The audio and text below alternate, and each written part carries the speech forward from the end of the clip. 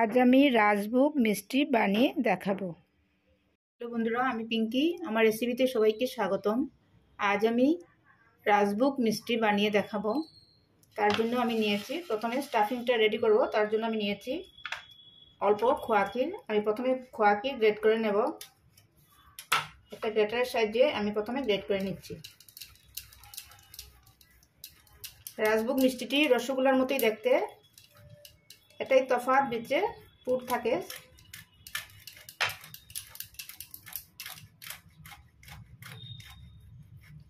প্রথমে আমি গ্রেট করে নিচ্ছি। আমার গ্রেট করা হয়ে গেছে খোয়া ক্ষীর। এবার এক সাইডে রেখে দিলাম। এবারে একটা মিক্সিং জারের মধ্যে আমি অল্প ড্রাই ফ্রুটস গুঁড়া করব। আমি এখানে 8-10টা পেস্তা আর কাজু দিয়ে দিচ্ছি একসঙ্গে। পেস্তা কাজু আপনারা যে কোনো ড্রাই ফ্রুট দিতে পারবেন, আমন্ডও দিতে পারবেন। অল্প এলাচ দিয়ে দিচ্ছি, খোসা ছাড়িয়ে দানাগুলো দিয়ে দিলাম। এবার এটা গ্রাইন্ড করে নেব। আমার গ্রাইন্ড করা হয়ে গেছে পেস্তা কাজু। এবারে এই খোয়া ক্ষীরের মধ্যে দিয়ে দিচ্ছি। এটা দিয়ে আমি পুর তৈরি করব।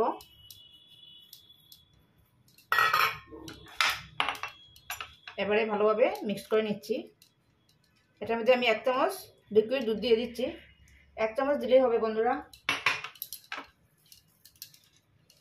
দিয়ে আমি ভালোভাবে রেডি করে রেখে দেব।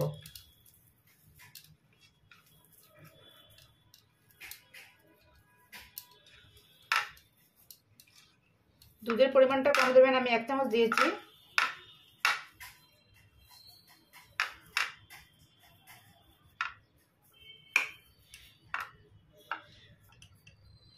আমার পুরটা একদম রেডি। এবারে পরের স্টেপে যাব। এবারে আমি 1 লিটার দুধের ছানা কেটে নিয়েছি। আমি 1 ঘন্টা ঝুলিয়ে রেখেছিলাম একটা সুতি কাপড়ের মধ্যে।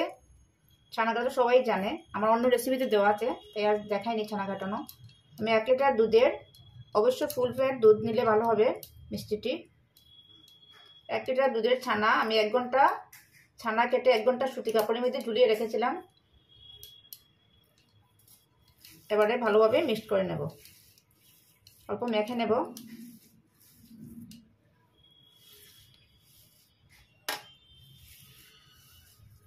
ভালোভাবে মিক্স করতে হবে যাতে ছানার দানাগুলো থাকে না। হাতের এই জায়গাটা দিয়ে আমি ভালোভাবে মিক্স করে নিচ্ছি। 7 থেকে 8 মিনিট এভাবে ভালোভাবে মিক্স করে নিতে হবে, তাহলে সফট ছানার ড্র হবে।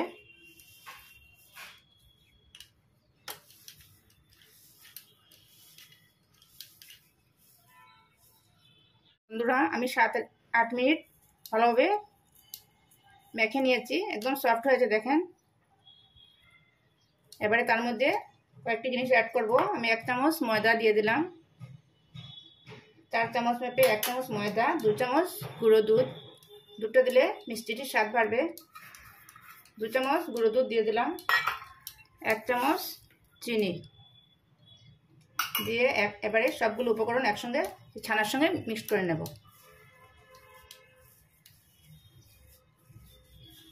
ময়দার পরিমাণটা বেশি দেবেন না, নাহলে শক্ত হয়ে যাবে মিষ্টিটি। আমি 4 চামচে 1 চামচ ময়দা দিয়েছি, 2 চামচ গুঁড়ো দুধ, 1 চামচ চিনি দিয়ে আমি ভালোভাবে মিক্স করে নিচ্ছি।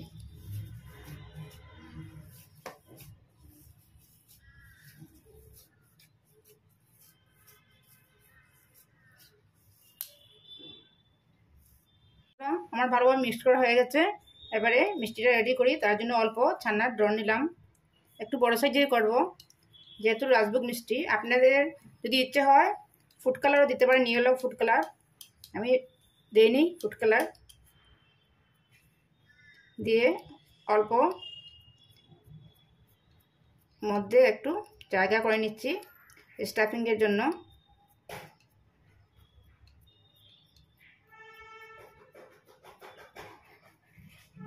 এই মিডিলে আমি এই পুরটা বানিয়েছিলাম খোয়া ক্ষীর দিয়ে, ফ্রুটস দিয়ে, সেটা দিয়ে দিলাম। দিয়ে এবারে মুখটা ভালোভাবে বন্ধ করে দেব। এবারে গোল করে নিচ্ছি রসগোল্লার সাইজে।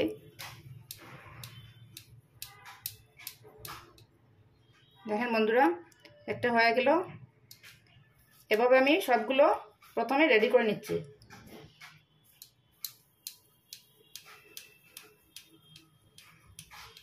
আর একটা দেখিয়ে দিচ্ছি, মধ্যে ফাঁকা করে এই পুরটা দিয়ে দিলাম, দিয়ে মুখটা বন্ধ করে দেব যাতে বেরিয়ে না আসে। এবারে গোল করে নিচ্ছি।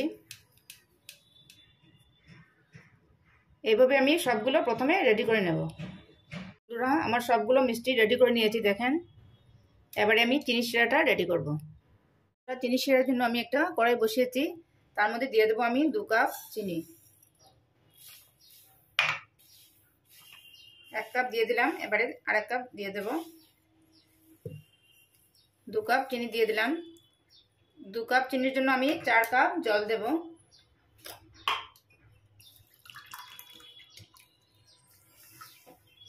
এক কাপ, 2 কাপ, 3 কাপ, 4 কাপ জল দিয়ে দেব। এবারে চিনি শিরাটা ফুটে ওঠার জন্য আমি অপেক্ষা করব। বন্ধুরা, আমার চিনি শিরাটা ফুটে গেছে। এবারে ছানার বলগুলো দিয়ে দিচ্ছি।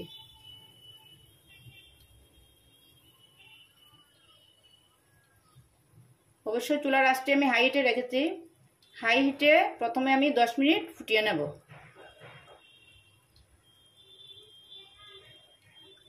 ঢাকাটা দিয়ে দিলাম। এখানে একটা ছিদ্র আছে একটা লম্বা সাইজে, বন্ধ করে দিয়েছি। হাই হিটে প্রথমে আমি 10 মিনিট ফুটিয়ে নেব। আমার 10 মিনিট হয়ে গেছে, আমি 10 মিনিট ফুটিয়ে নিয়েছি। এবারে আমি অল্প উল্টিয়ে দিচ্ছি মিষ্টিগুলো। দেখেন ফুলে কতটুকু বড় হয়েছে। এবারে আমি উল্টিয়ে দিচ্ছি।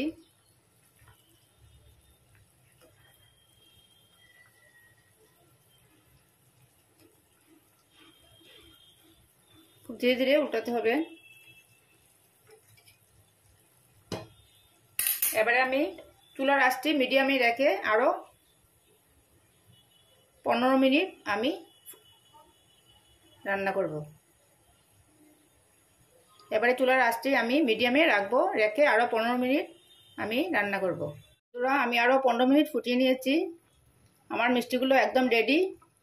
এবারে গ্যাসটা অফ করে দেব। এবারে আমি সার্ভ করব। আমার রাজভোগ মিষ্টিগুলো একদম রেডি। আমি একটি মাটির পাত্রের মধ্যে সার্ভ করেছি। আমি একটা কেটে দেখাচ্ছি কতটুকু সফট হয়েছে। দেখেন বন্ধুরা কতটুকু সফট হয়েছে। দেখলেন তো, আজকে রেসিপি খুব সহজে হয়ে গেল। এভাবে আপনারা সামনে জামাই ষষ্ঠীতে বানাতে পারবেন। দারুণ সুস্বাদ এই মিষ্টিটি, একবার বানিয়ে দেখবেন। আজকের রেসিপিটি কেমন লাগলো, ভালো লাগলে লাইক কমেন্ট শেয়ার করবেন, আমার চ্যানেলটিকে সাবস্ক্রাইব করবেন। একবার করে দেখবেন এভাবে।